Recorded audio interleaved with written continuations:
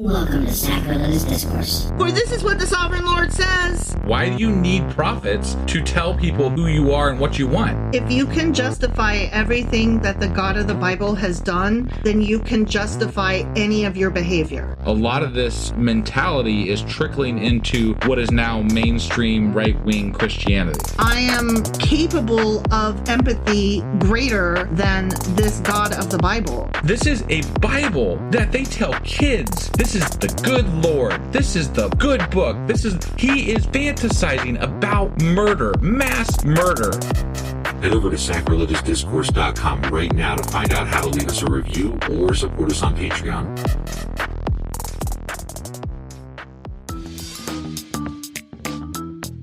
Hey there, sinners and saints. It's your favorite Bible-bashing duo from Sacrilegious Discourse, and we need your help. That's right, folks. We're raising funds for some heavenly equipment and a studio that doesn't sound like it's in the depths of hell. Our current setup, let's just say it's more apocalypse than audiophile. So if you want to hear us dissect the Bible without the background noise of demonic squirrels, chip in a few bucks. We're aiming for $5,000 to upgrade our audio and build a studio worthy of blasphemous banter. Donate today and help us spread the good word of atheism. You can find a link right on our homepage, sacrilegiousdiscourse.com. Every dollar counts. Even if it's from your collection plate. Husband, Wife! do you know what we're doing today? Well, we almost made it on Saturday, but not quite. We're doing this kind of late because there was a lot to cover, but I think we're doing a Q&A. We're doing a Q&A, and it's not on Saturday, and I'm really upset about it because I wanted to sing Q&A Saturday, but instead I can't. Because it's Sunday. It's Sunday. Yeah. God damn it. We missed it by like 50 minutes. I know. We're doing this late. But there was a lot of shit to cover. You did a lot of research. There was so much. Yeah. There was a lot. To be fair, it's not our fault. God's stupid. Well, and he says a lot. There's a lot of crazy stuff. We also had to take an hour to stop because the United States bombed Iran, which we were not a fan of, and then we had to, see what Trump had to say about it, which wasn't a lot, but we were like, what the fuck? Yeah. Well, I mean, we those of you who have been with us a long time know that we pay attention to politics a lot, sometimes more than others, depends on how things are going, but it is something that we do care about and pay attention to. So we definitely, when we found out about the Iran bombings, that we wanted to see what the response was going to be, which was short and clipped. Yeah. So nothing much to report there. No.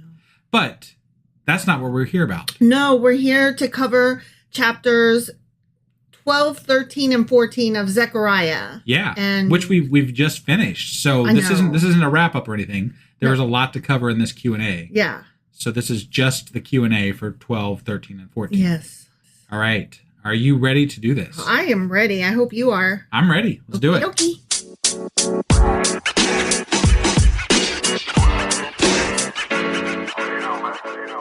All right. So we are doing the Q&A for chapters 12, 13, and 14 of Zechariah, and there is a ton of information. Okay. We had so many questions. We did. We had a lot of questions. And part of the problem, too, is that, we read chapter 12 quite some time ago at this point.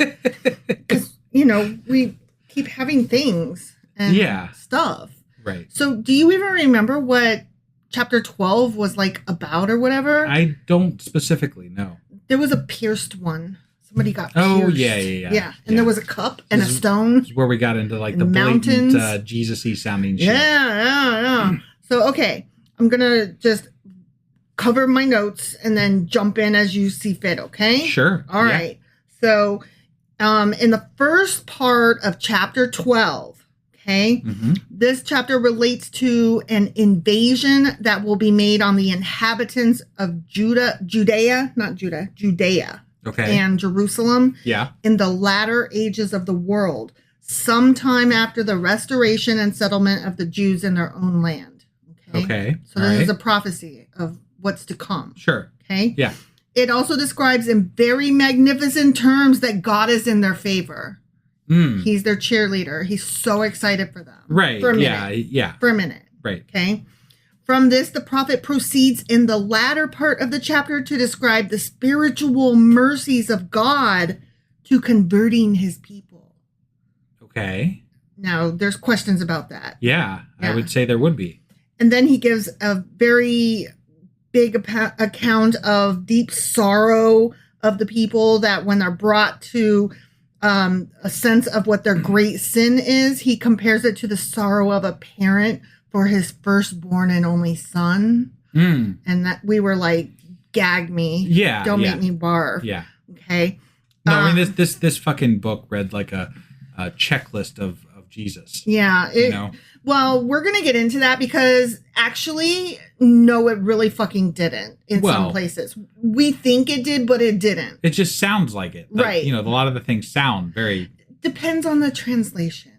Sure. And the more Jewish that you get, the less that it sounds like the way we read it. I'm quite certain that's correct because, All right. So, in the very beginning of this chapter, God does like this crazy magic shit, okay, where he like is a supernatural agent and just makes shit happen, okay? Okay. So on occasions, God used Gentile nations, meaning non-Jewish nations, to punish his people Israel. But if his desire was to fight for Israel, no enemy attack could be successful. Okay? Yeah.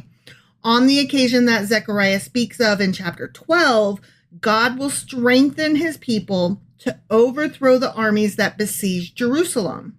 Okay, so he's going to toughen them up or whatever. Yeah. Okay, the Jewish leaders acknowledge that above all, God is the cause of Jerusalem's victory, not themselves, not men. Okay? Sure. Yeah. Yeah. So I'm going to read a couple verses here. Okay. Starting at verse 2. I'm going to make Jerusalem a cup that sends all the surrounding peoples reeling. Judah will be besieged as well as Jerusalem. On that day, when all the nations of the earth are gathered against her, I will make Jerusalem an immovable rock for all the nations. All who try to move it will injure themselves. On that day, I will strike every horse with panic and its rider with madness, declares the Lord. I will keep a watchful eye over Judah, but I will blind all the horses of the nations. Yeah, he's going to protect them by making everybody else go crazy with cups. Right? Cups and rocks and blind horses. And sounds like a plan. Right? So on a coming day, Jerusalem will intoxicate and stupefy the surrounding nations. Okay. They're sending out the bourbon. Sure. Yeah. Sure. Yeah. This supposed cup, though, is symbolic of divine judgment. And we have seen that more than once through our reading already. It's often portrayed as intoxicating. Okay. Yeah. There was similar usage in Isaiah chapter 51 and Jeremiah chapter 25 of people becoming intoxicated and that led to them losing. Got it. Whatever battle. Okay. All the nations drink the cup and stagger.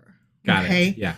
If Jerusalem will be a cup of drunkenness to all the surrounding peoples, it will be a heavy stone, a great burden for all the people, presenting a problem that cannot be solved, as all who would attempt to heave it away will surely be cut into pieces. Well, they're intoxicated, so that's going to be harder.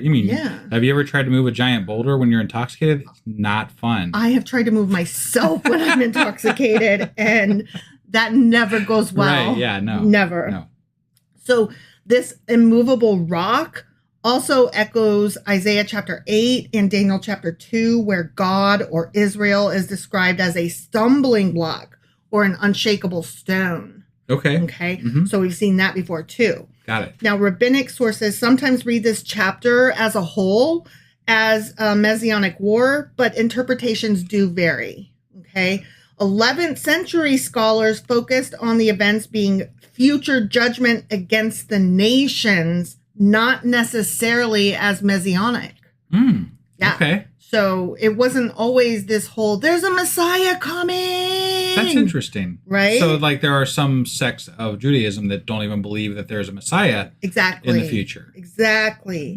Interesting. Some Midrashim see this as a reference to Gog and Magog, a cataclysmic battle of good versus evil before the ultimate redemption that's described in Ezekiel chapters 38 and 39. Okay. Okay. All right. So it depends on the translation and the interpretation of the Hebrew as to whether or not there's a Messiah or whether it's, who's being pierced. Is it a thing that's pierced? Is it God that's pierced? Sure. Is it a betrayal? Well, and I think that was one of our biggest hangups on these chapters. They are very, very confusing. They are vague. Yeah. And ambiguous. Well, and they're kind of all over the place, too. They are. There's no... it's not cohesive at all. It's nice that God's protecting his people here, but later on, he's killing 2/3 of them and saving the other, and the parents are killing their kids. Holy fuck. It's all over the place. Come on, man. We can view this today, of course, as nothing more than mythic nationalistic literature designed to reinforce identity and hope in a period of imperial oppression. Yeah. And that's the way I choose to read it. No, and I think that's the way it should be read, because that's exactly what it is. It's not, there's no magical powers here. There's no, this is a pump your team up.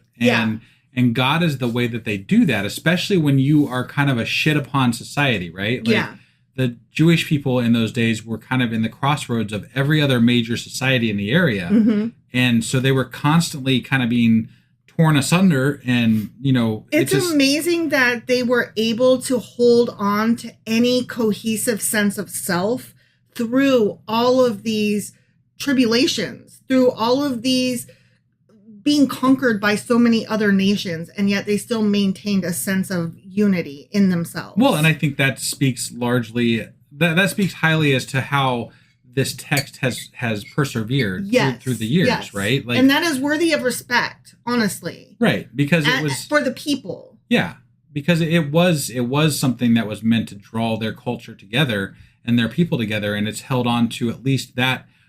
The bringing people together aspect of it, it's held on to that even through Christianity and everything else, right? That's very much what this text is about, is a oneness with everybody else in your group, right? Yeah. And I feel like that is the one thread that does seem to hold true throughout Christianity and Judaism as a whole. So. And I think that's why I find Christianity so annoying, because I just feel like it tried to end this beautiful thing. You know what I mean? Judaism wasn't necessarily the best religion out there at the time, but it certainly wasn't the worst. They weren't out there sacrificing people much. They were mostly doing animals, right? When all the people around them were sacrificing people, they had switched over to animal sacrifice, right? Yeah. And it was still very paternalistic and male oriented and all that. But I felt like there was some progress that was going to be made. And then this chapter is right when it went bad. And I'm going to get to it. I'm going to get to it in a minute. You'll see why I think that. I guess I don't necessarily agree with you. I think that honestly, it feels to me like there's times when the Jewish people were kind of torn apart from their land, right? And then they had to come back together, and that's where a lot of the strong language started coming back in. And but through it all, it felt like it was kind of always angling to a point where the powerful are taking more power through this, right? The prophets and the priests and they always kept garnering more power for themselves. That's why we see the threads of the priests especially get interwoven back into the earlier text, because this idea of giving to the church leadership and donations and things like that, they started becoming part of the narrative.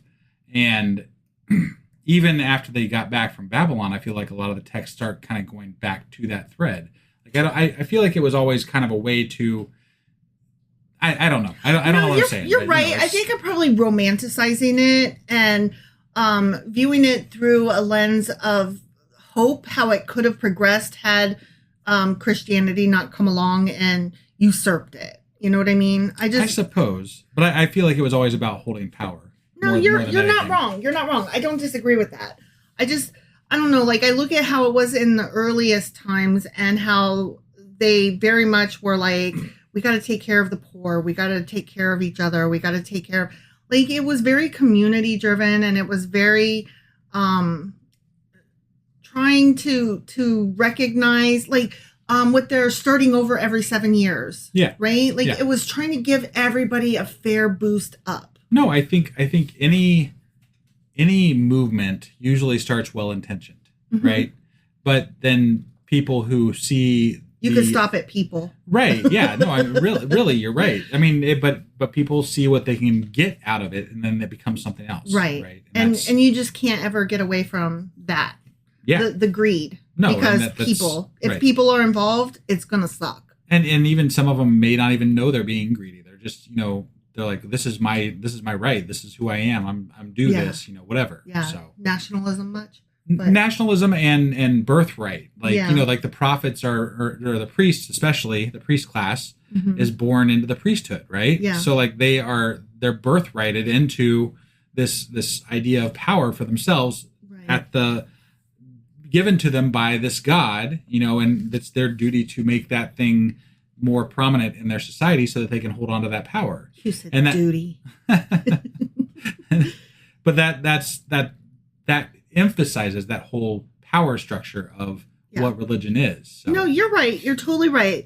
Again, I think I'm just probably romanticizing like how it could have been, because I want to believe that like it started out as this beautiful thing that like got fucked over, and you're right, it didn't, and it wasn't. I don't think there's been a single chapter where we've been like, wow, that maybe like one psalm where we were like, wow, that was beautiful. The whole thing was beautiful. I think that was the one that was written like back around the same time as Genesis, where it was like all nature and like didn't even really fit into Psalms. Probably. But yeah, like there's not been one hardly that I think we haven't criticized for some shittiness. Totally. So. Yeah, I wish better, I guess. I wish for better, and then I like to think that I wish for better too, and I see better as secularism and no, I totally agree. I totally agree. No gods. No, totally. I'm right on board with you. I'm admitting that I romanticized it because it's easier. Sure. And because I'm childish. So moving on through this chapter 12. Yeah. The Jewish fighters who will lead the attack against the enemy will not be from Jerusalem, but from the country areas around. Okay. And this will prevent the people of Jerusalem from boasting that they have been responsible for the destruction of the enemy. Okay. Fitting honor is given to their brave brothers from the country. All, however, will realize that God is really the one who has saved Jerusalem. So it's going to be some of their neighbors that help them beat their neighbors. Got it. I guess. They're like, it wasn't us, it was our neighbors. But no, I mean, but really it was God. Yeah, totally God. Yeah. Like, we don't have to give them too much credit. Yeah, exactly. So I'm going to read verse 6. Okay. On that day, I will make the clans of Judah like a fire pot in a wood pile, like a flaming torch among sheaves. They will consume all the surrounding peoples right and left, but Jerusalem will remain intact in her place. Sure. We were just like, what? What this basically comes to is that God will deliver Israel not only through his direct work, but also through blessing and empowering both the governors and inhabitants of Jerusalem. They will all be, quote unquote, supernaturally empowered by God to defend the city. And then God promises a day when the weakest in Jerusalem will be as mighty as King David, who was renowned for his fighting ability, courage, and success. Wow. They really have the power. Yeah. I have the power. By the power of Grayskull. Yeah. Okay. So that was the first half of chapter 12. Okay. So moving on. Yeah.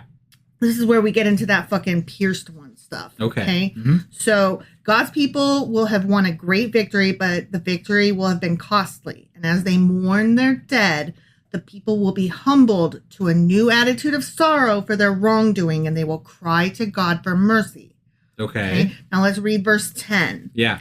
And I will pour out on the house of David and the inhabitants of Jerusalem a spirit of grace and supplication. I want you to hold in the back of your mind that phrase, the spirit of grace. Okay? Yeah. They will look on me, the one they have pierced, and they will mourn for him as one mourns for an only child, and grieve bitterly for him as one grieves for a firstborn son.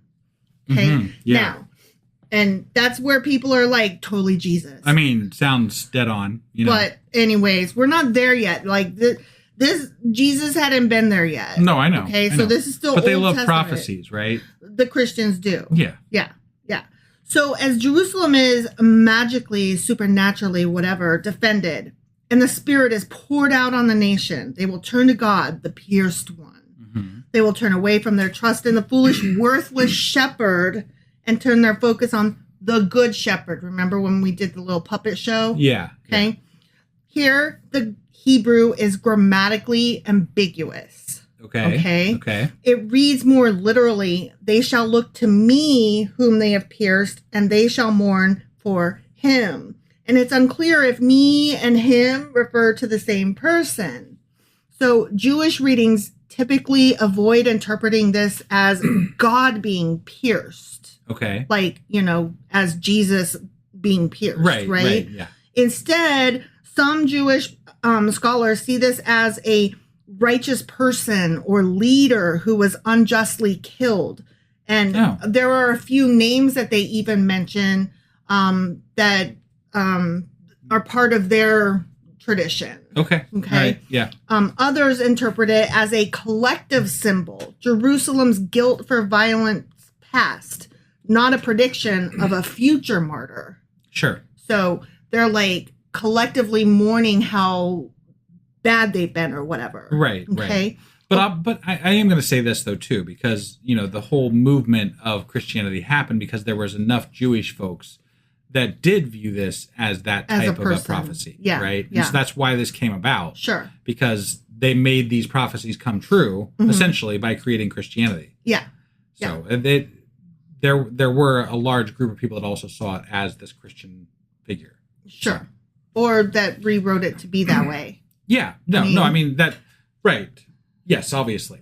Yeah. So I don't know if there were a lot of people that believed it or if there were a lot of people that felt that they needed to go back and be like, let's make this a guy. What do you think?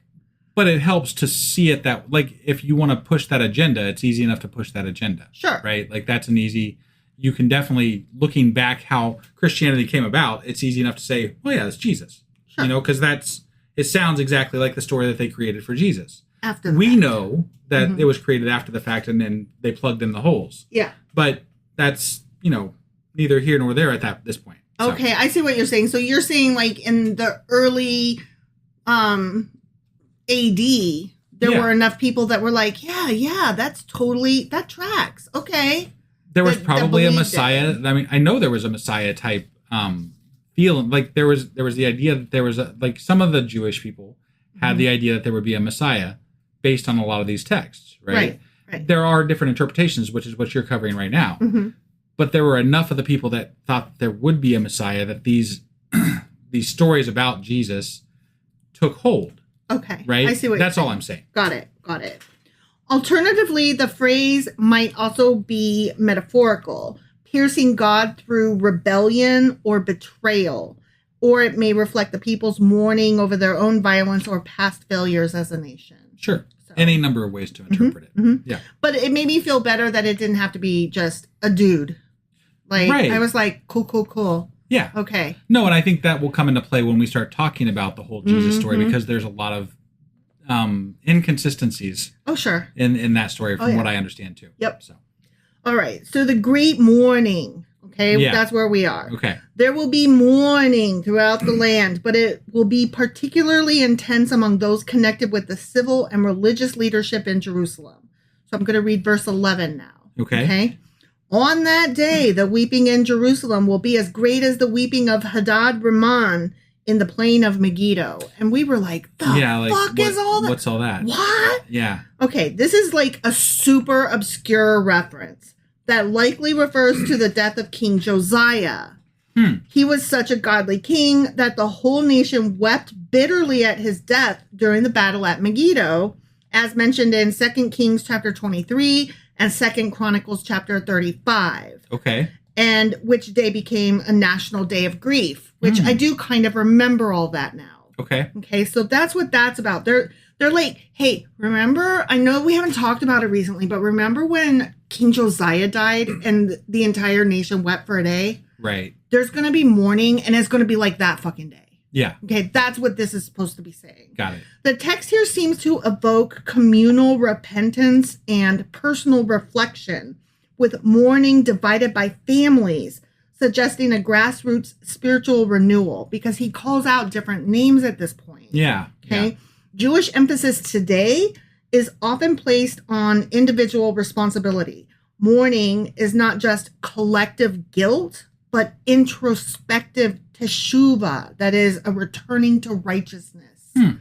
Okay. So like you're supposed to take it in and do that thing that Christians claim that you do with the Jesus thing, which is, repent and turn away from the bad. Sure. That's what this is. Yeah, it's self-reflection, basically. Which should be like in the Christian sense, like prayer and things like that, where you spend time looking inward. And instead of asking for your keys back, Right. Right. That's not introspection. No, it's self-correction of behavior and thought. Right. Yeah. The dramatic shift from violence to mourning may suggest trauma or moral consequence, a people victorious yet emotionally devastated. Some historians view Zechariah chapters 12, 13, and 14, which is, what we're covering here, as post-traumatic prophecy, written during or after a crisis, like the conflicts with neighboring powers or internal instability. I think that makes a lot of sense. It makes so much sense. Yeah. The specificity of names, like I said, he called out David, Nathan, Levi, and Shammai. Yeah.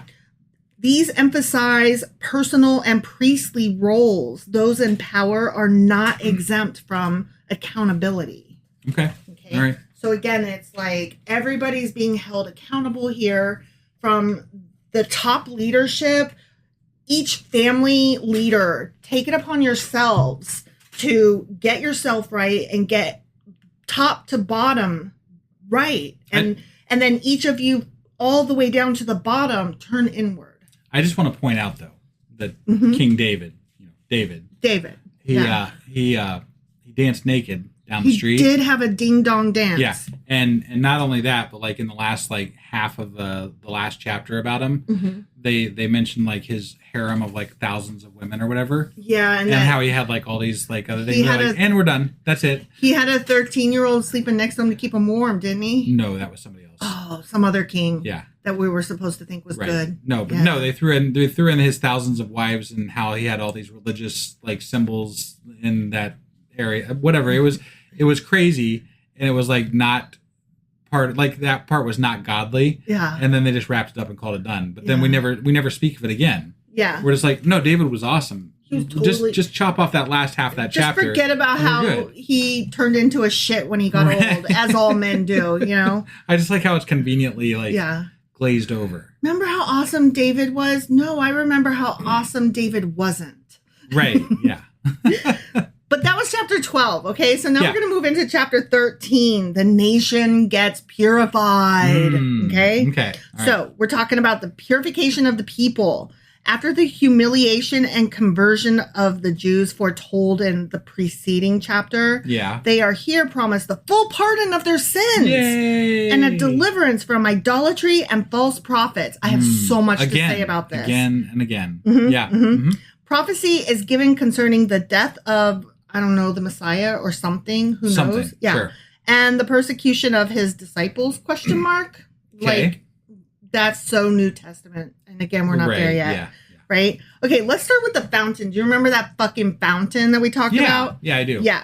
Okay, so God's forgiveness is available to all who are genuinely sorry for their disobedience and treachery. Okay, and I'm going to read verse 1. Okay? Yeah. On that day, a fountain will be opened to the house of David and the inhabitants of Jerusalem to cleanse them from sin and impurity. Okay, now the idea of the sin cleansing fountain has been a part of many famous hymns. Okay. I'm going to read a verse from 3 different ones. Okay. So we've got from William Cowper. There is a fountain filled with blood drawn from Emmanuel's veins, and sinners plunged beneath that flood lose all their guilty stains. These aren't so songs. Gothic. These are just poems. Well, they're hymns. Oh, they're hymns. Okay. They're hymns. All right. Yeah. Got it. Yeah. Okay. And so they're sung in churches. Got it. You know? Yeah. But I'm like, wow, that is so Gothic. Right. Right? Yeah. Foul I to the fountain fly. Wash me, Savior, or I die. Rock of ages cleft for me. Let me hide myself in thee. That's from Augustus Toplady. Okay. Okay. Yeah. Then we've got, I can't even do this with a straight face. Okay. Then we've got, they were all in love with dying. They were drinking from a fountain that was pouring like an avalanche coming down the mountain. Is that for real? No, that's the Butthole Surfers. I know. I was like, No. what the fuck? No, I had to include it because remember, every time I hear fountain, that's all I can think. They were doing it in Texas. They were all in love with dying. They were drinking from a fountain that was pouring like an avalanche coming down a mountain. Right. Well, I don't know. No. You know that? Yeah, I do. Yeah. I do. Yeah. Okay. Yeah, I totally had to include it because, hey, it fits. I feel like It's a the fountain. Butthole Surfers, like that name is just genius. How can you hear about a band called Butthole Surfers and not find out more about them? I did not know that the name of that song is Pepper. You didn't? I Really? didn't. Wow. Yeah, because I was like, I have to look up these lyrics, so I include it with the other two, Yeah. the hymns. Right, You know, right. This is my hymn. Okay. Yeah. All right. So in Jewish tradition, living water is often associated with purification, which duh, Sure. right? Sure. This isn't metaphorical blood or atonement, but an allusion to ritual purification in temple or priestly practice. Okay. I mean, even in literature today, when there is water, it almost always represents symbolism for rebirth. Sure. You know, Sure. I mean, that's just like, we get it. But is this like where we get baptisms and Oh, yeah. and things like that Oh, from? totally. Yeah. Okay. Yeah. The idea may echo the purification rites that were listed in Numbers chapter 19, involving water mixed with ashes of the red heifer used to cleanse impurity caused by contact with the dead. I forgot about that. Okay. Yeah. All right. Yeah. I was like, oh, okay. Having introduced the subject of forgiveness and cleansing, Zechariah goes on to deal with those evils that had to be removed from the land. You know, the idols, right? Right. Yeah. Them fucking Asherah pole dancing whores. That never seem to leave the land. Ever. Yeah. One of Israel's chief sins was idolatry. Yeah. And this had been encouraged by the false prophets. Yeah. Okay. Therefore, all false prophets must be killed. Now, what we read was that all prophets must be killed. Right. Yeah. Not just false ones. No, it's all true. of them. Yeah, you're right. Yeah, You're right. Yeah. You're right. And I remember we commented on it at the time. Yeah. Because we were like, including Zechariah. Right. But apologists are like, no. Just the bad. false ones. Just the false ones. Yeah. And I'm like, that's not what it says, well, bruh. but it also said something about there never being prophets again type thing, too. Mhm. So, Yeah, like, we're going to talk Okay, about that. all right, Yep, all right. yep. So, therefore, all false prophets must be killed. If a false prophet escapes, he might try to preserve his life by throwing away his prophet's cloak and disguising himself as a farmer, but he will not be able to remove the scars on his back. And we were like, what the fuck are you talking about? Yeah. Do you remember? Yeah. We were like, I have no idea what's happening right now. Sure. Okay, so I'm going to read verse 2. On that day, I will banish the names of the idols from the land, and they will be remembered no more, declares the Lord Almighty. I will remove both the prophets and the spirit of impurity from the land. Okay, so let's go back a minute, okay? Yeah. The gaudy and ornate shrines that mark holy sites in Israel today are evidence that idolatry is still alive and well in the Holy Land. Okay, so clearly this is a future to come. Sure, okay? yeah. Now, in Hebrew, names have power, right? Like, it's a very big deal. Right. Okay? Erasing their names means erasing their memory and influence. I mean, that's where you get the I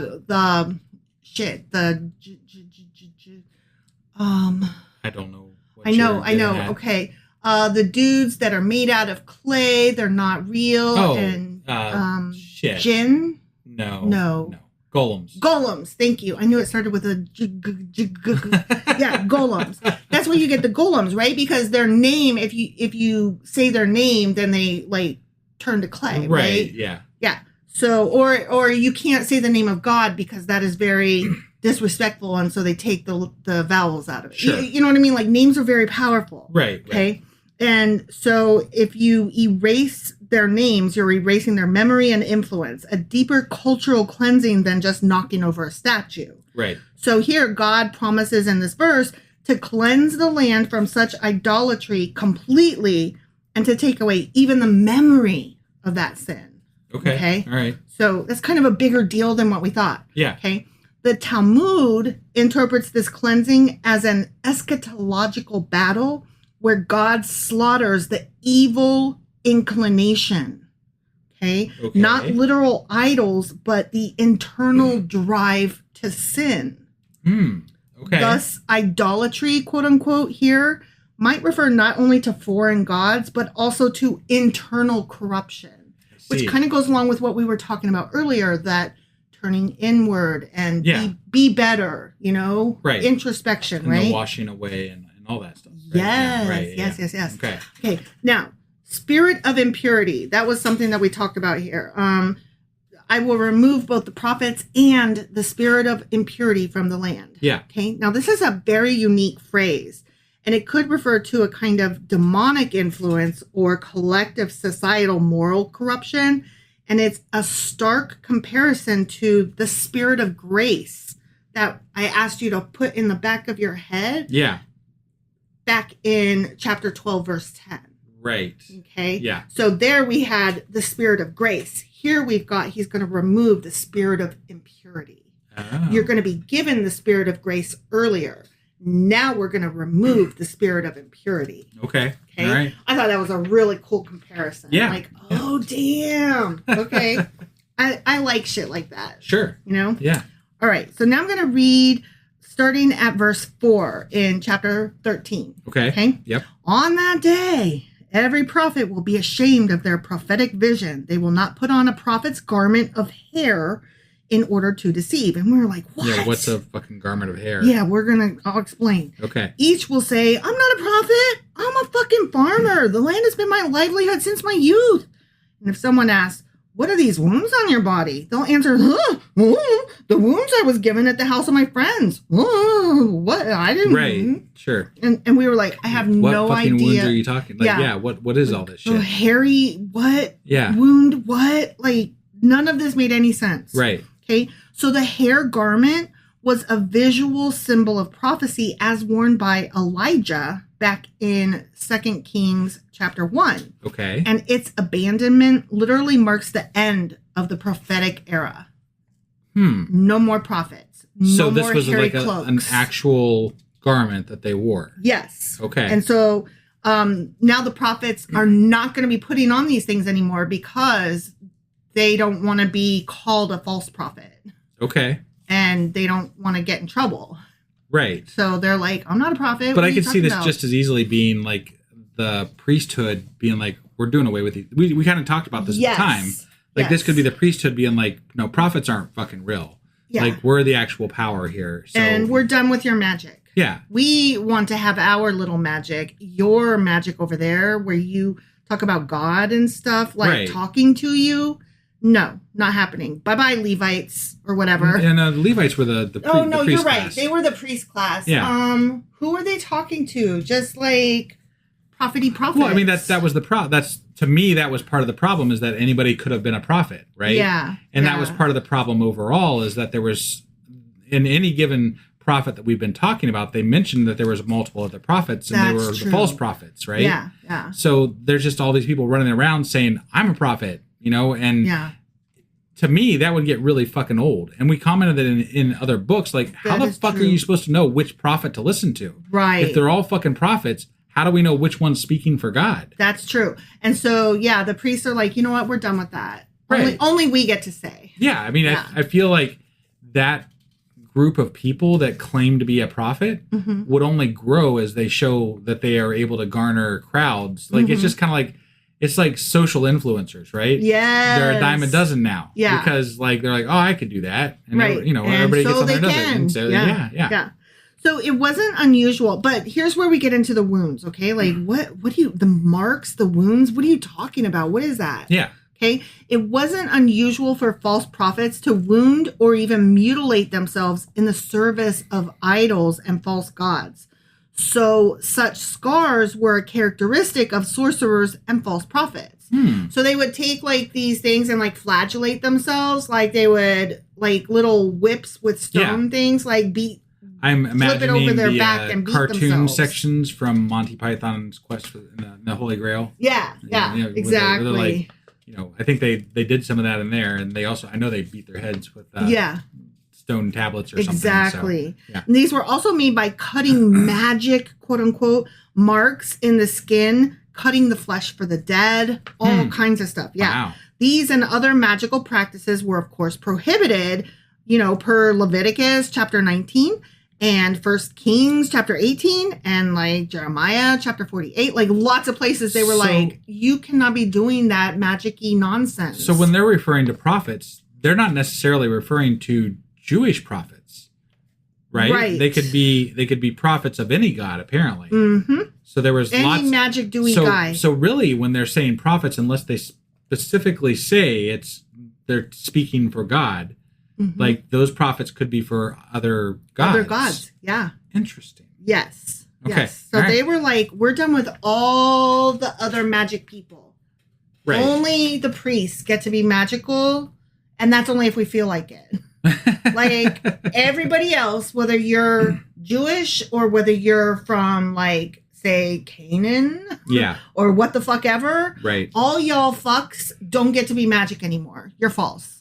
We declared it so. Boom. The end. Sure. Zechariah done wrote it down. Yeah. Or whatever. Yeah, right. Okay, so cutting or marking here may also reference actual Canaanite practices that still persisted to this day, despite reform. Okay. This verse then connects the false prophecy with the occult behavior linked to Canaanite traditions. Okay. Which I was like, damn, when I read that. Right. Like, oh, y'all just getting rid of witches and magic stuff. Okay. Right. And there were some serious discussions about, doing away with the Canaanites, basically. It was either this chapter or the next chapter. It was this chapter. Yeah. Okay. They called them out for real. Right. And I'm like, these are literally your neighbors. Yeah. I mean, you guys were Canaanites at one point. Right. Like this is there's barely a distinction between you two, and the reason that these rituals persist is because you guys are so closely related. Because you guys are so close together. That's why. Not because your God's better. That has nothing to do with it. You're just fucking neighbors that like basically have the same roots. And your people like it, so that's why you're mad about it. Well, I mean, it's. I gotta say, we've said it before. It's kind of nice to have choices as to what could help influence better crops or a nicer day or whatever the case may be. I just want my wife to be able to have 10,000 babies and for my crops to have 10,000 growths. Yeah, like that's whoever can answer that prayer, like more power to you. Yeah. So I don't care. Right. Yeah. So the root of the Hebrew word for wounds can mean blows, injuries, or even plagues. Okay. It's intentionally vague and could suggest trauma, not just physical scars. Okay. Yeah. Now, if someone notices the scars, the false prophet will lie to protect himself, saying that he received the scars through a fight or an accident in a friend's house or possibly loved ones or intimates. Like, no, I didn't beat myself because I'm, a fucking like witch or, fucking magic dude or false prophet or whatever. Right? Yeah. The Hebrew here, though, again, is ambiguous and could instead imply betrayal or interpersonal violence or betrayal or social punishment, not necessarily a literal house. Okay? Yeah. Regardless, the image of someone hiding their prophetic identity by pretending to be a farmer ties into the idea that prophecy becomes shameful and they put down those coats. Yeah. Right? Yeah. Even dangerous. And this is a reversal of earlier prophetic tradition where prophets were revered. Well, suddenly they're on the run. But it occurs to me also that the last half of Zechariah was written after Zechariah, right? Yes. So this would have been probably the priest class going back and filtering this message into that book, right? Yes. And that lends that idea more credibility, in my opinion. Mm-hmm. And again, I don't know that I'm exactly correct, but it sounds very plausible. No, totally. Totally. Because, I mean, it's already been pointed out that this last half of Zechariah was written later and by somebody else. Yeah. So it would make sense that somebody else later was the priestly class. Or somebody's else. Right. Exactly. So, yeah. Exactly. So scholars argue that Zechariah 13 might be a composite of multiple oracles. So this chapter in and of itself might have been written by more than one person. Sure. Okay. Because, or not just multiple oracles, but it might belong to a different context or tradition. Okay. Since the transition between verses 6, which is what we've read up to. Yeah. Okay. And 7, which is where we're going, that there's a very abrupt change. Okay. Yeah. Suggesting a redactional seam. Yeah. Okay. Some scholars see verse 7, again, which is what we're about to get into, as a new oracle with its own structure, possibly inserted later. Okay. Yeah. So that kind of changes how we read the rest of this particular chapter. Okay. So this is where we get into like the nations get scattered. Sure. Right? Yeah. Okay. So Zechariah returns to the subject of leadership using again the illustration of the shepherd. Remember the puppet show? Yeah. Okay. And the leader here referred to may or may not be the person back in chapter 12 who was killed by his own countrymen. Okay. Like, you know, Yeah. My friend, you pierced me. Yeah. By. Right. Yeah. The leader of God's choice is one who is close to God and who truly cares for God's people, but the people kill him and persecute his followers. Got it. If you believe that that's what it says. Yeah. Yeah. Now, the Hebrew term used for my shepherd or my associate is very rare, and it implies a close peer or companion. So some scholars suggest that this reflects Persian administrative vocabulary, because that is what was leading at the time and influencing. Okay. And so this implies a trusted governor, communal leader, or other high official. Got it. Okay. Yeah. Not necessarily like God and, you know, a Jesus-y Messiah guy. Right. Okay? Yeah. Yeah. So that, again, changes things, doesn't it? No, definitely. Yeah. So as a result of the shepherd's death or whoever this guy is. Sure. Right? Yeah. The majority of his people fall under divine judgment. The minority who are left go through a time of suffering, but through this, they become better people. You know, the remnant. Yeah. And they come into closer fellowship with the God in whom they have trusted. These are God's true peeps. Now, let me just go back here a second, because isn't this the bit where he killed 2/3 of the people? Yeah. And then 1/3 of them made it through fire, if I recall correctly. Yeah, that's where. Yeah, exactly, no, I was just making sure that this was the bit where he killed 2/3 of the fucking Israelites or whatever. Where he will kill. Where he will kill. Yeah. 2/3 of the fucking Israelites. Yes. Yeah. Yes. Yeah, that's not cool, man. No, not at all. But we're probably reading it wrong. Is there a right way to read this? There's a wrong way to translate it so that it is read that way. Sure. But like with the amount of misreadings that this Bible has, even just today, with everybody that's reading this and interpreting it their own way, is there actually a correct way to read this? Maybe there's not a correct way, but there's a less really bad and wrong way. Sure. No, and I think that's the direction it needs to go.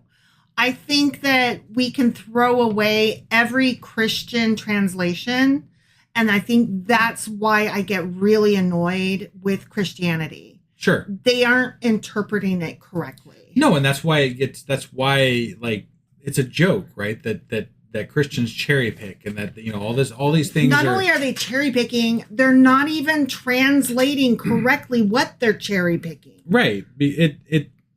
I mean, if Christianity had started today, right, it would be about as ridiculous as the Mormon, you know, side of things, or you know, Scientology or whatever. It would be just as ridiculous, because people would be like, "What the fuck are you trying to do?" Exactly. You know, but no, this is 2,000 years old, so therefore real. It has legitimacy, I guess.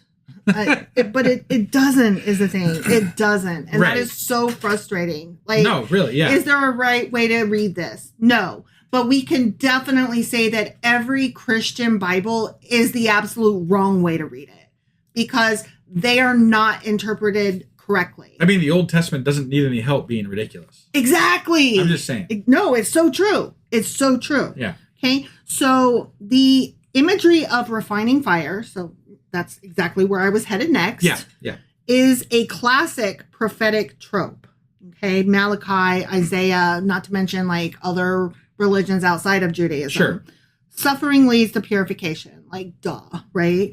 In Jewish readings, this is often national or communal, however, not individual salvation. So the nation will, you know, as a whole.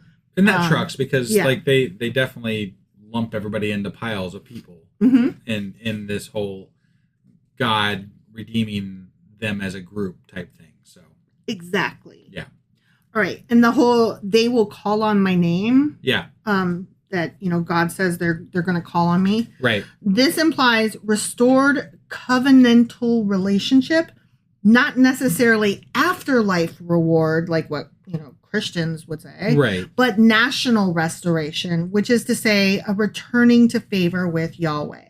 Okay. Yeah. So I have some notes now that are just like not verse specific, but are just about this chapter as a whole. Got it. Okay. This chapter was likely composed post-temple reconstruction during the Persian period, so about 5th century BCE. Okay. Yep. The social anxiety around false prophets may reflect rivalries between priestly and prophetic factions, as you pointed out, or intra-Jewish disputes about leadership and legitimacy. So political. No, it sounds like what I was kind of angling at based on just reading the chapters is sounds like it's probably a lot correct, maybe. Yeah. Or at least not far off base. Exactly. You know? Yep.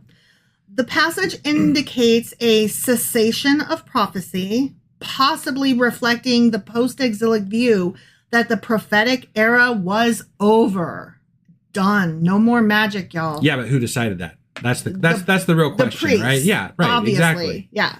The directive that false prophets will be killed echoes Deuteronomy chapters 13 and 18, which set strict guidelines and penalties for prophecy not aligned with Yahweh.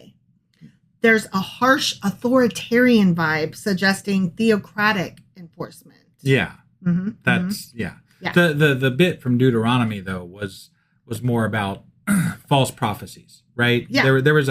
There was a strong emphasis back then about prophesizing something incorrectly. Yes. But it wasn't that you couldn't have prophets. It was just you better not say something that's not God's word. Yeah. Right? Well, that's what they're saying, though, that everybody who says something, whether it comes to or not, they're all false prophets because it didn't go through us. Right. They're being gatekeepers of prophecy. Okay. So again, there's that authoritarian vibe suggesting theocratic enforcement, and there's a hint of priestly authority asserting dominance over rival traditions. Okay. So it wasn't just that there were all these prophets running around, it's that these other prophets running around were gaining followers. Yeah. That was the problem. The priests are trying to bring the power back to the church, essentially. Yeah. Or whatever, you know. It's also worth noting that in Hebrew, the word prophets in this chapter are masculine. Okay. The masculine use of the word. Sure. But prophecy in the Tanakh was also associated with women like Deborah, Huldah, Miriam. Yeah. The exclusion of female prophetic voices here reflects post-exilic patriarchal reforms. No, absolutely. There was a lot more women earlier in the Bible, which is strange, right? Like that we evolved away from women being in charge. That's weird. Oh, look, the church took over and suddenly women go back to being whores and honey-lipped vixens. Yeah. You know? Well, and I don't think they were ever thought of completely well, but they definitely weren't as shit on. Right. At some point. No, they were still owned, but they were still something that you wanted to win over, too. Right. Yeah, no, now definitely. Now they are just back to, like, chattel. Yeah. No, absolutely. I think that's an interesting arc in the Bible, for sure. Definitely. Yeah. Zechariah can lick my ass. How about that? Okay. So, and I know that this is lengthy, but I just had so much. It was so interesting. These chapters, like, they deserve all these questions answered because we had a lot of them. Yeah. Okay, so now we're moving into chapter 14. And scholars generally place chapter 14 in the Second Temple period, likely post-exilic, late 5th to 4th century BCE. Okay. All right. Its apocalyptic tone resembles parts of Daniel and Joel, suggesting it's a product of eschatological imagination, not specific prediction. Got it. Okay. Yeah. This final chapter is part of a different tone and agenda than even the previous ones, more focused on cosmic justice and divine kingship than earlier temple rebuilding themes. Yeah, I will say, like, Zechariah, when we got into these last few chapters, just kept getting, like, it was like, hold my beer. Yeah. You know, each chapter got heavier and heavier, right? Right. No, it was like... And it totally got away from, like, hey, guys, we need to just build this temple. Hey, let's all... Don't forget, when we build the temple, God will come. If you build it, they will come, right? Right. Let's build the temple. Yeah. And then it was suddenly like, and then we will barf on all the nations surrounding us, and God will rule the world. And it's like, yeah, no, it got real serious real quick. Yeah. And I'm like, wow, this is crazy. Yeah, and if you're just like reading it straight through, it hits different. Yeah. All right. So in the first part of this chapter, the commencement of this chapter relates to the destruction of Jerusalem and to the calamities consequent on that event. Okay. Yep. From this great Jewish tragedy, the prophet immediately passes to the utter extermination of his enemies. God will display power on behalf of his people in a manner so astonishing and miraculous that even they themselves, and much more, their enemies, shall be struck with terror. Yeah. It's going to be bad, guys. Yep. The national prosperity of the Jewish people shall then be permanent and unmixed. And these people shall be made the instruments of converting many to the faith of the Messiah. I see. Okay. All right. The great increase and prosperity of the New Jerusalem is then described, and the most significant vengeance denounced against all her enemies. We will take you all down. This sounds, This sounds like a little boy in 5th grade that wants to hit everybody that ever made fun of him ever. Well, I was going to say this kind of strikes a tone of kind of the evangelical tone of Christianity. Yeah. You know, like very it's much. got a vibe that resonates with some of the rhetoric happening these days. Get them. Right. Yeah. They want, Jesus wants to stick his boot up somebody's ass song, country singer from a while back. Right. Yeah, that one. It struck me tonight. We mentioned earlier in the podcast that we had watched Trump's speech tonight about the Iran thing, and he invoked God at the end of his speech. We love God. Over and over and over again. But like there was one point where I felt like he almost went off the rails to like start just like, you know, free ball. No, just like he was just kind of like ad-libbing his love for God, and it was like it was about to get weird, but then he was like, no, I better make this normal. Yeah, because he didn't know what to say besides we love God, God bless God, God is God, and we really dig him. I felt like it could have gone a whole other way if he would have just not brought himself back down because he was like ready to just like. You could tell somebody was like on the other side of the camera, like waving their arms, going, "No, yeah, no." Was like, just say God bless whatever. God bless whatever. God bless whatever. That's it. That's it. God bless the Middle East. You don't need to go saying how God's a great guy and that God's probably. He would just God bless whatever. Yep, just say God bless. Yep, and be done. Turn around. Walk away, bruh. Yeah. So from this happy period, God's name will be honored in everything, and His worship everywhere, most reverently observed. Okay. Yeah. Remember with the pots and the pans and the bells and stuff like that. Yeah. It got real weird. Right. Yeah. Okay. So.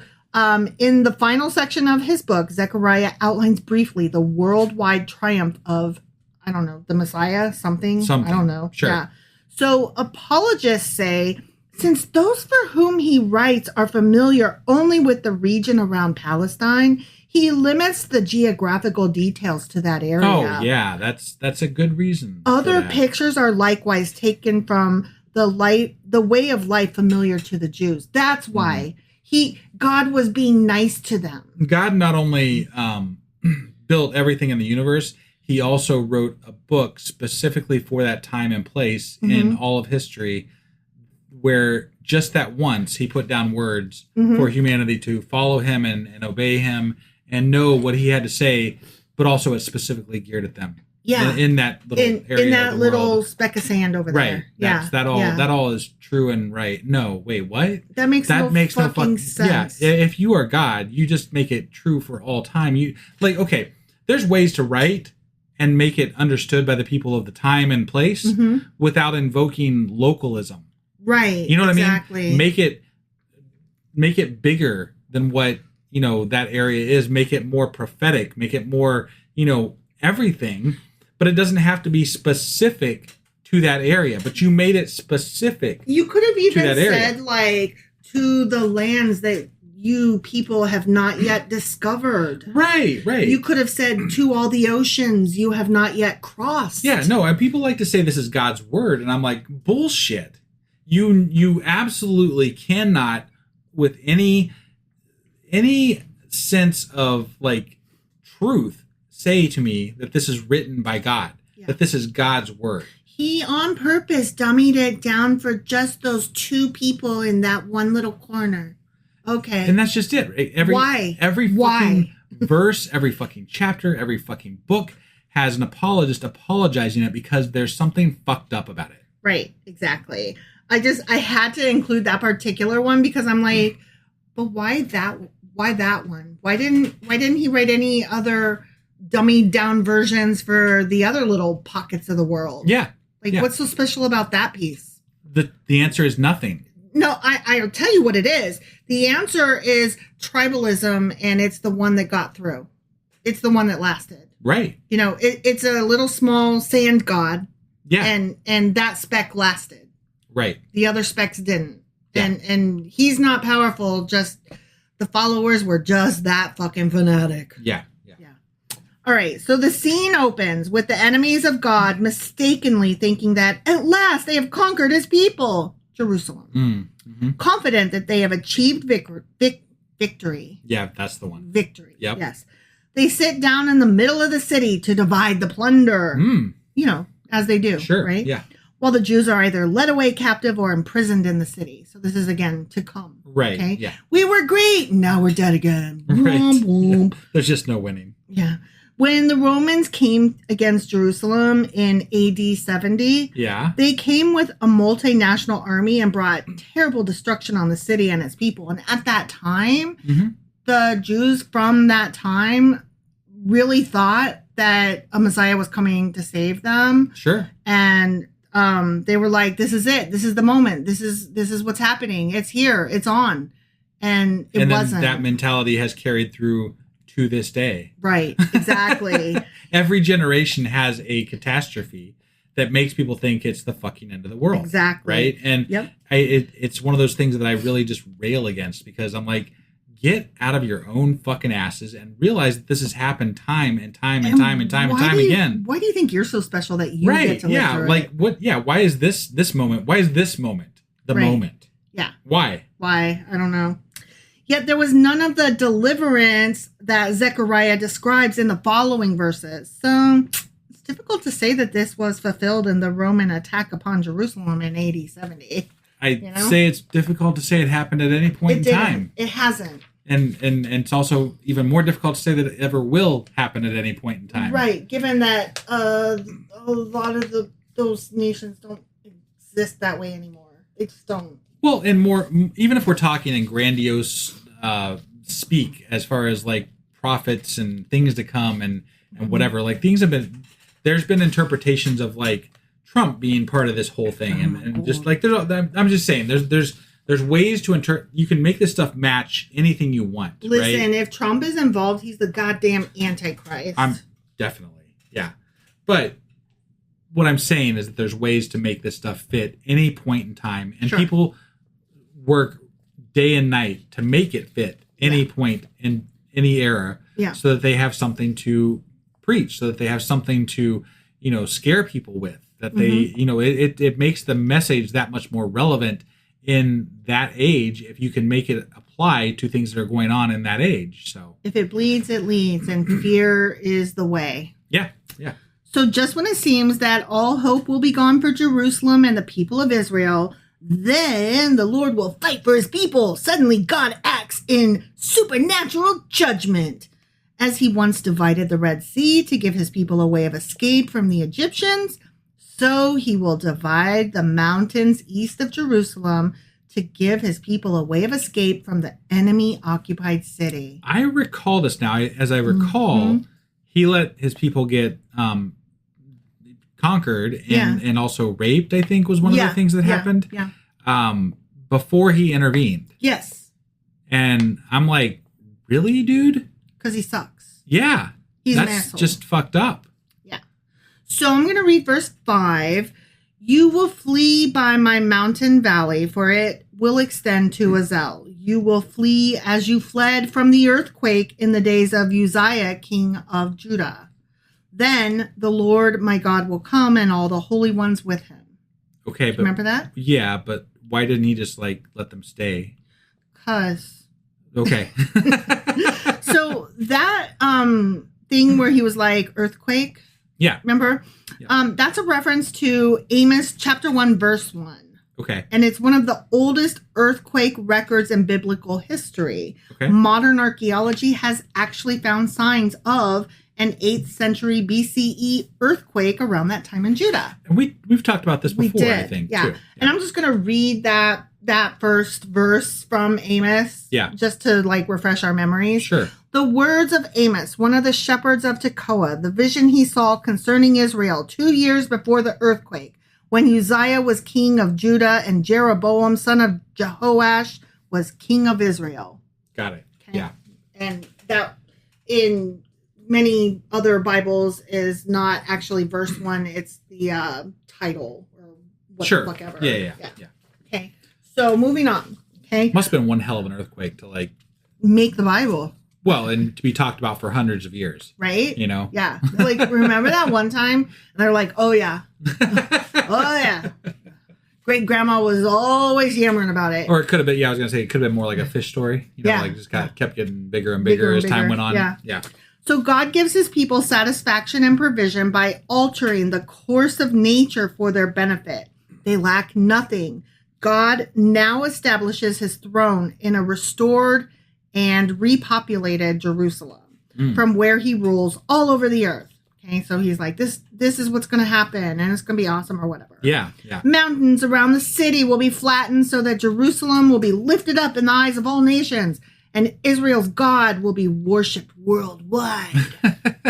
All right, now listen, this is interesting. Yeah. In Ezekiel, remember that chapter or that book was like freakazoid. Oh, yeah. Right? Yeah. Chapter 47 of Ezekiel records a vision that describes a similar river flowing from the throne of God and down to the Dead Sea, bringing life and vitality everywhere. And so I thought I would reread that. Okay. Just so that we could compare it and be like, oh, okay. Sure. So Ezekiel chapter 47, starting at verse 1. Okay. The man, remember the man? Yeah. He's the measuring dude. Right.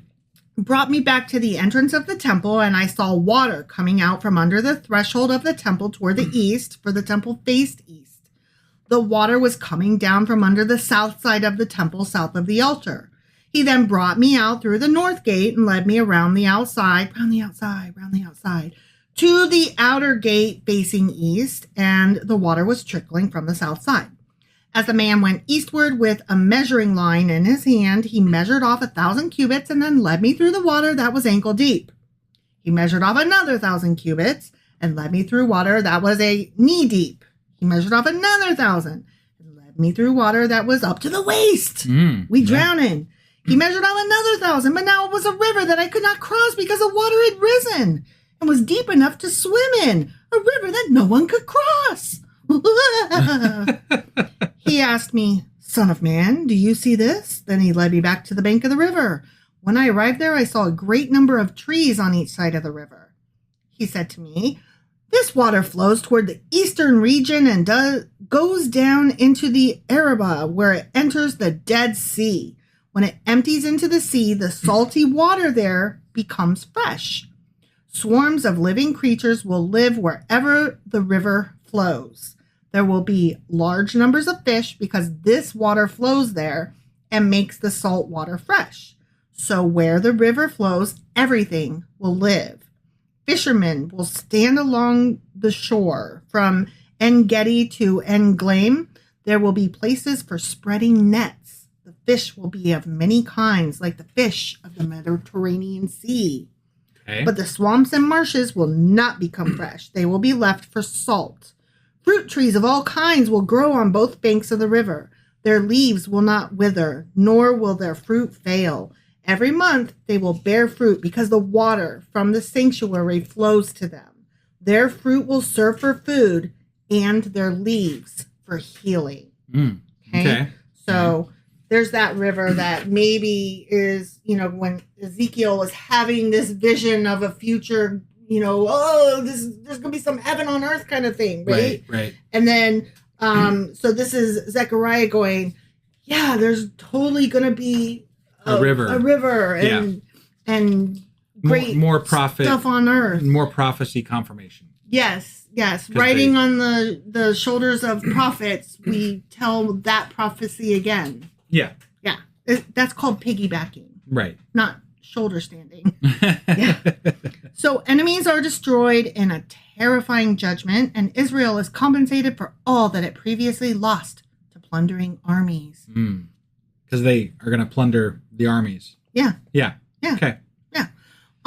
Verse 13 reads, "On that day, people will be stricken by the Lord with great panic. They will seize each other by the hand and attack one another."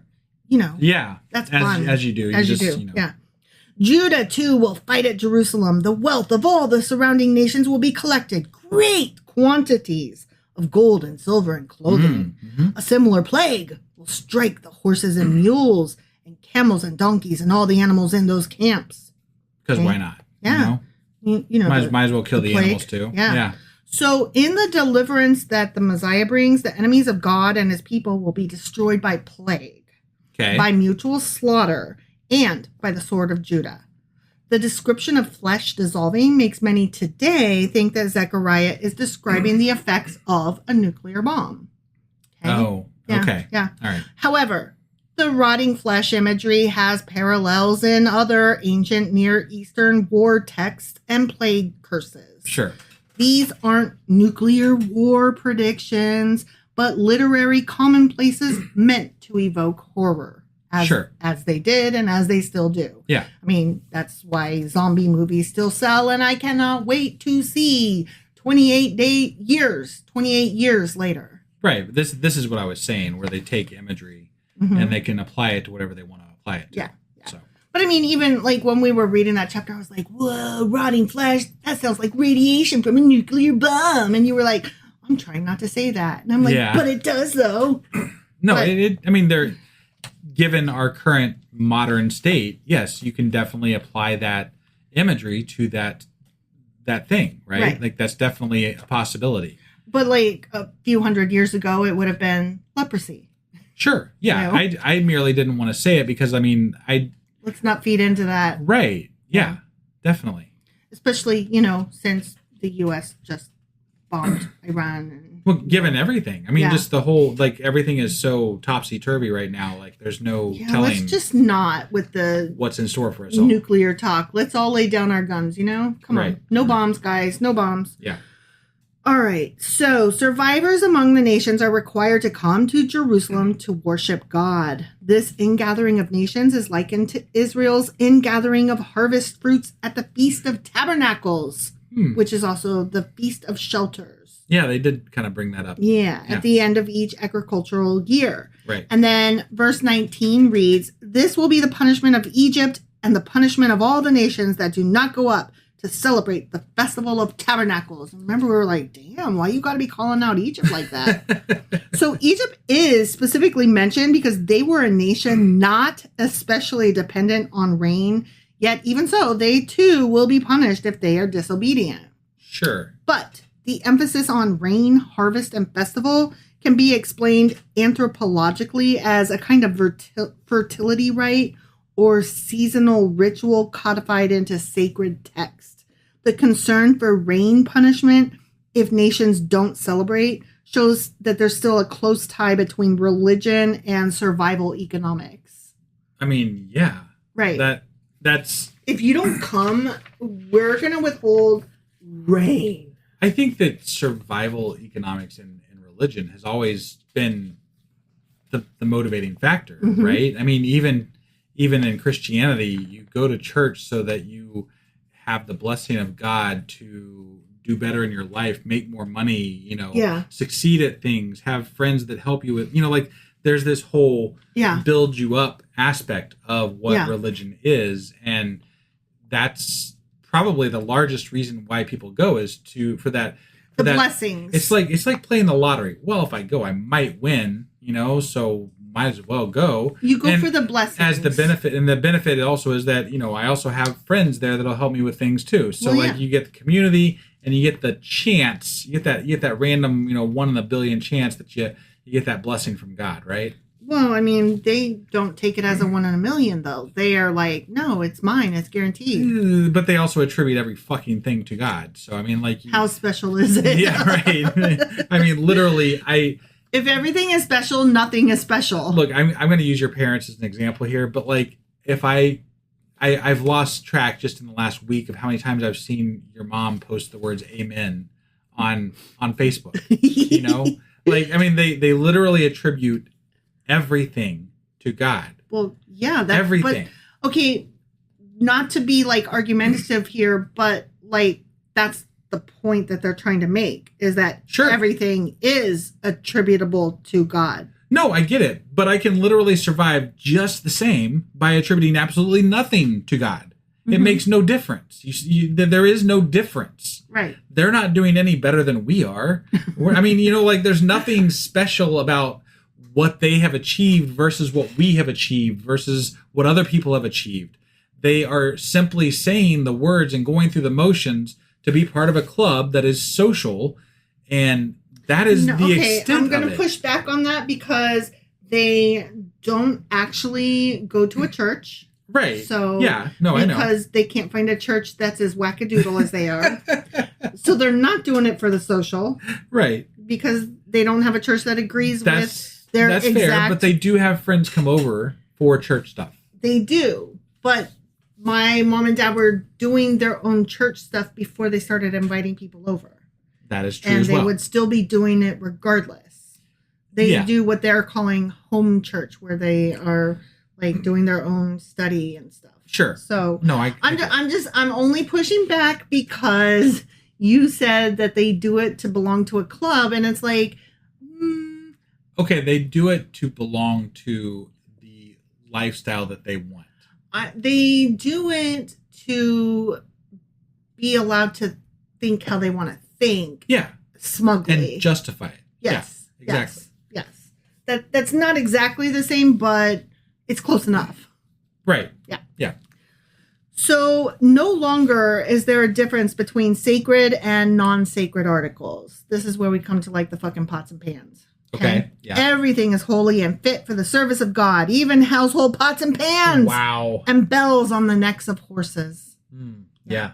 Since all things are holy, listen to this. I'm listening. Traders are no longer needed in the temple to exchange non-sacred goods for sacred goods. Oh. Okay, Interesting, right? So they had holy traders, huh? Mm-hmm. That's interesting. Yeah.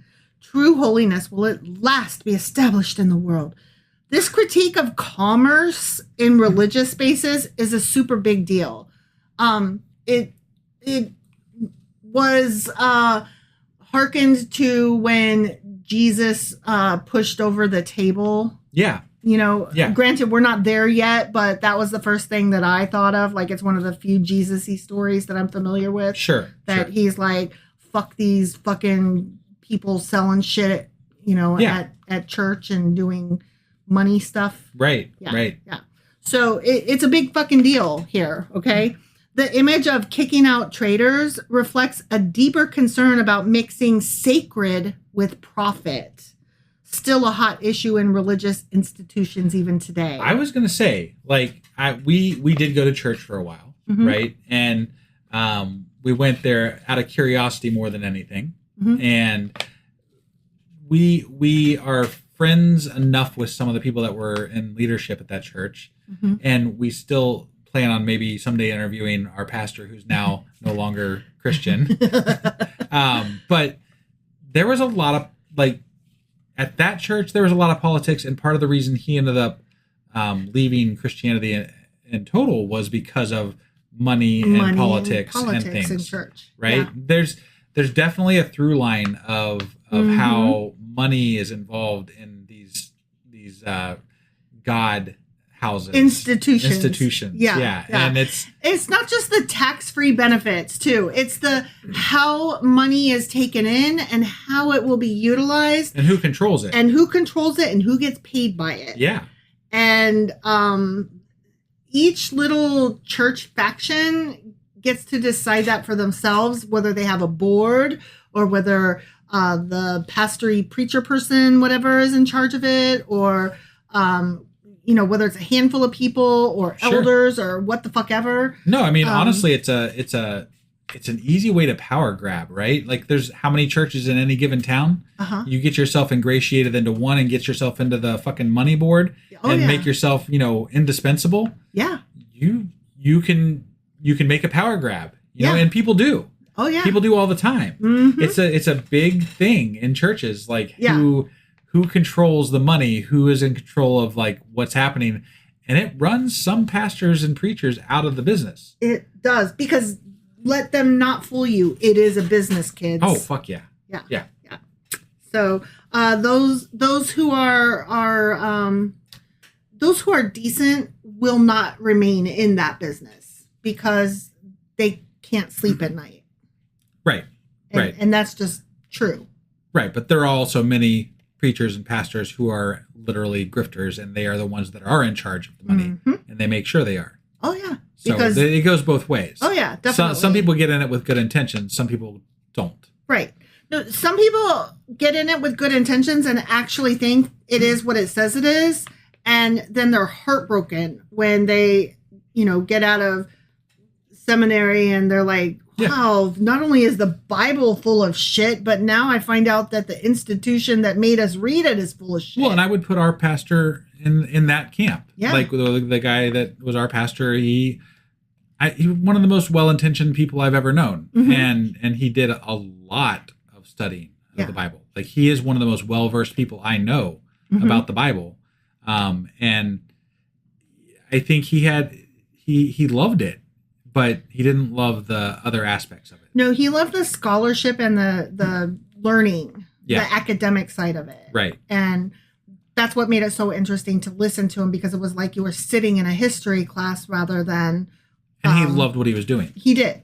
So, but he also purposefully, I don't know if you're aware of this, at the time, he purposefully removed himself from the money-making decisions because he felt like it was not correct that he was getting paid and then would, on top of that, be in charge of making decisions of how much he would get paid. Yeah. And, to me, that speaks volumes for his character as a person. No, absolutely. Absolutely. So, yeah.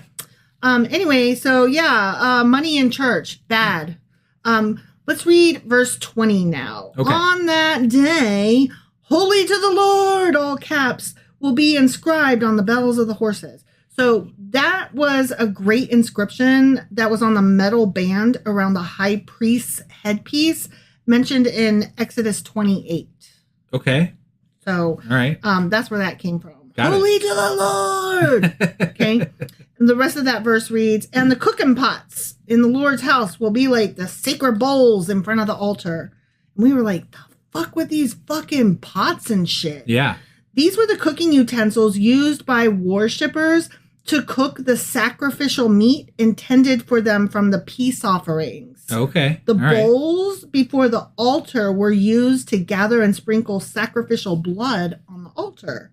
Got it. So this shows that the animal sacrifice will continue in the millennium, meaning in the time to come. Yeah. Not as atonement for sin, however, but as remembrance for and celebration of God's perfect work. Interesting. Interesting. So now it's going to continue, which we've tried to Christians say, no, God is the ultimate sacrifice. Right. Well, obviously that would have put an end to it right there, right? If we're to take the Christians at their word. Yeah. But they kind of contradictory here as far as Zechariah's like, no, it's still going to be. Yeah. Yeah. I mean, it doesn't specifically say it, but that's what it means, though. Unless you read this as a prophecy of Christian, of the coming Christian, power, of Christianity. Cooking pots in the Lord's house will be like the sacred bowls in front of the altar. Well, that gives them a good symbolism 400 or 500 years to Sure. deal with more sacrifices and then move on to, well, this is the ultimate sacrifice, right? Mm-hmm.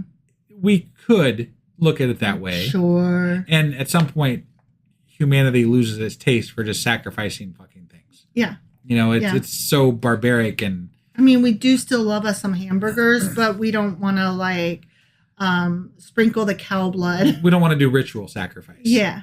We want to eat it, but pretend that it's not. We don't want to see the sacrifice. Just, somebody else do that shit. Yeah, just cook it up. Yeah. So what was previously common is now made holy, and the holy is made holier, and the profane is forever shut out. Okay. Remember I said, if everything's special, nothing's special? That's what we've got here. The people and the city will be so holy that even these insignificant things will be fully dedicated to the Lord. I see. Okay. Yeah. This is a radical departure from earlier Torah practice where holiness is strictly separated, clean, unclean, sacred versus common, right? Yeah. This is an inversion of Levitical purity codes, perhaps signaling the end of temple-based religion or an evolution of it. Sure. Which is very interesting. Well, I think that there needed to be, we're talking about post-exilic here, right? Yeah. So there's still lots of enemies around them and lots of things that are still to come, like the, Romans going to conquer, like there's all these powers still surrounding them.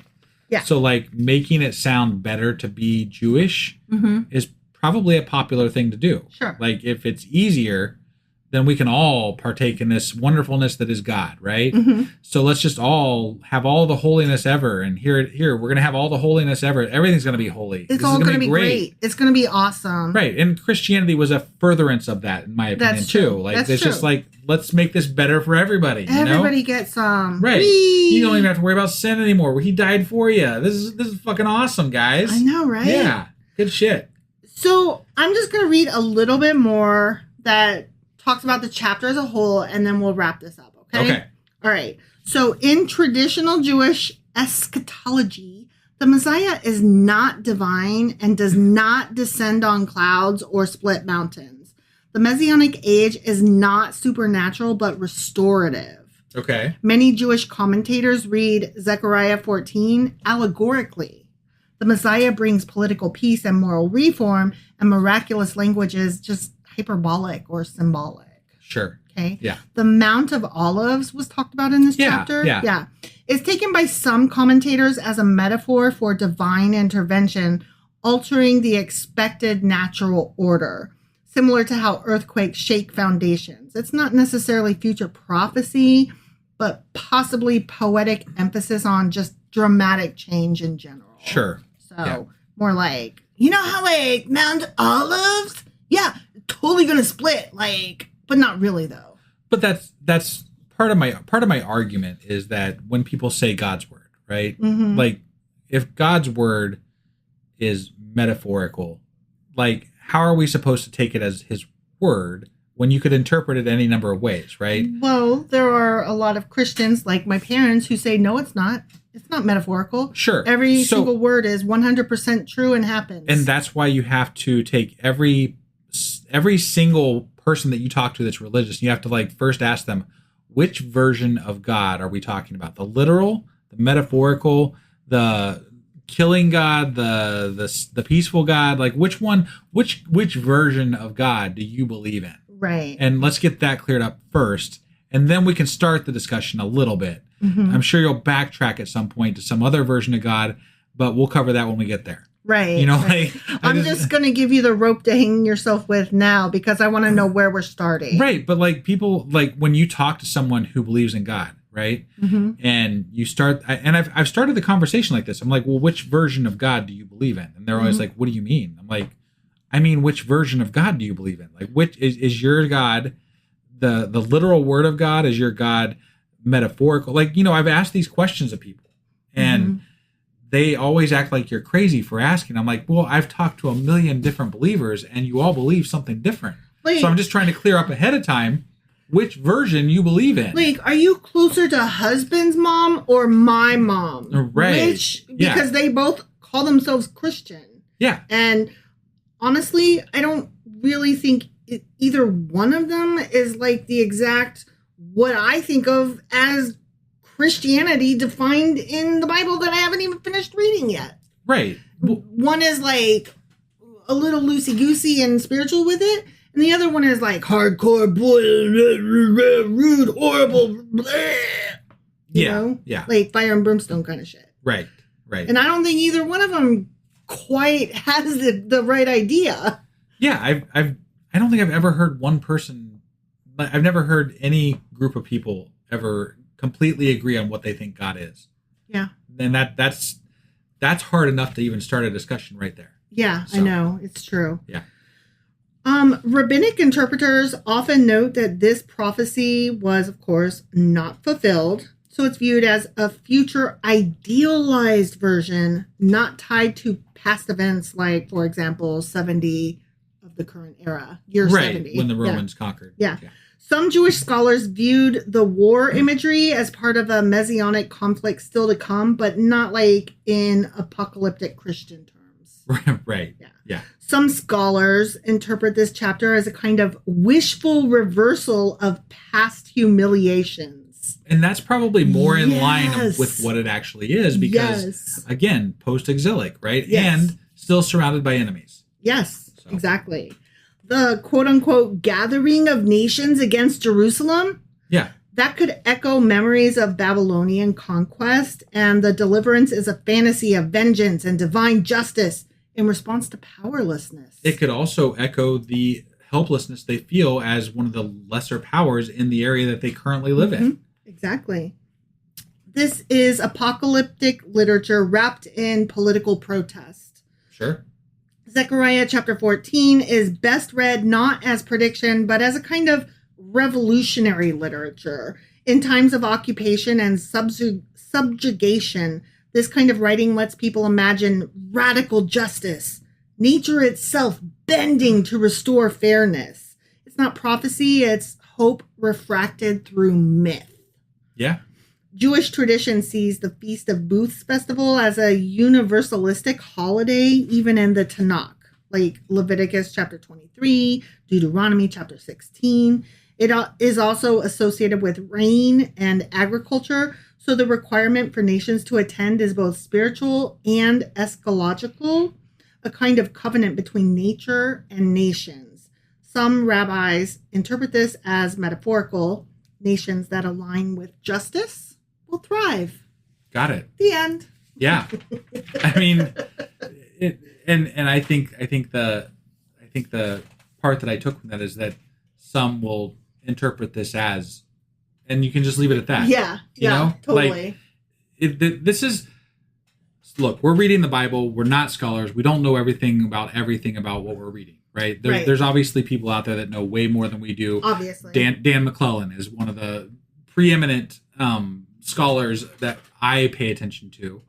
I can't even religion. I can't even pronounce this shit correctly. So and he is very knowledgeable about what is said in the Bible and what it might mean, what it might not mean, and he's very well spoken about that. But I don't think that it really matters all that much. It does when you're trying to nail down a believer in conversation, right? Yeah. But in the grand scheme of things, we're talking about mythologies from thousands of years ago, and we're just trying to sort out what it means to us, right? And as I said earlier, each person has their own individualistic idea of what it means to them, whether you're Christian or not Christian, because at this point it does not matter whether you're Christian or not Christian. These ideas permeate our society, right? So we're just trying to figure out what it is and where it is you're coming from with these ideas and how to respond to you in kind. Exactly.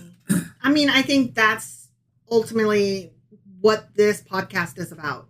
Yeah. Just trying to figure out which God do you believe in, and so how can we have a conversation with you about that so that you stop taking away our rights. Yeah. And moreover, the very premise of this at the beginning was I didn't want somebody to tell me that I hadn't read the Bible.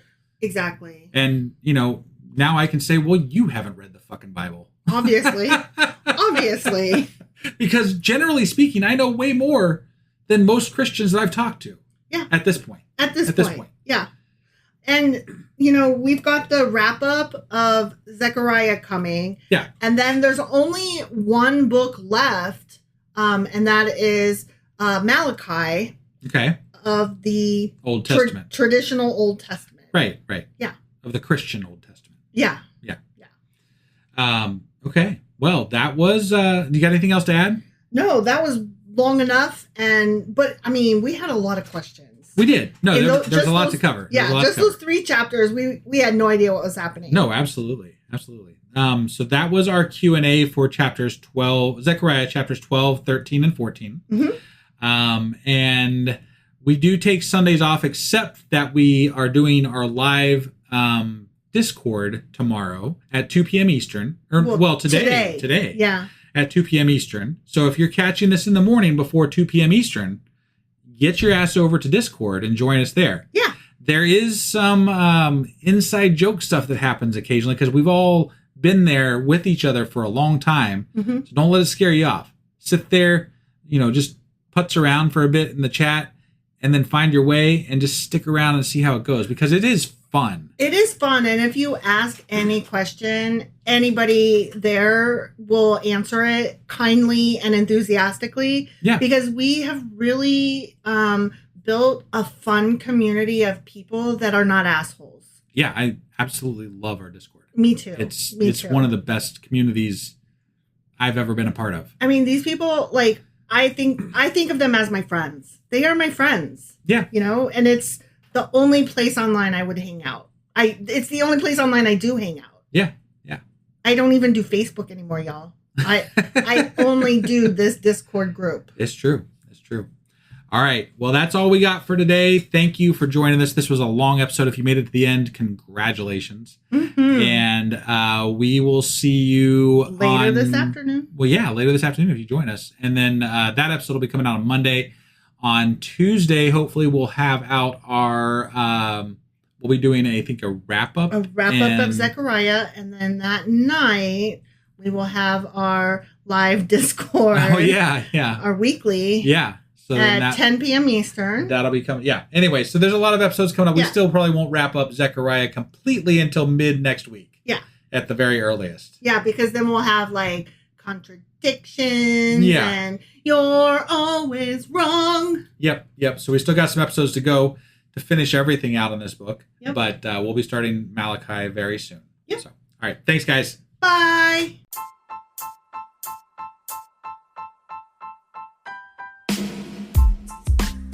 Hey, wife, I guess that's the end? But husband, that's just sad. It doesn't have to be. We are on lots of social media platforms like Twitter. Our handle there is sacrilegious_D. For D's nuts. Oh my God. Stop doing that. Anyway, we're also on Facebook, Instagram, and Pinterest. There's a link to all of our social media sites at our website.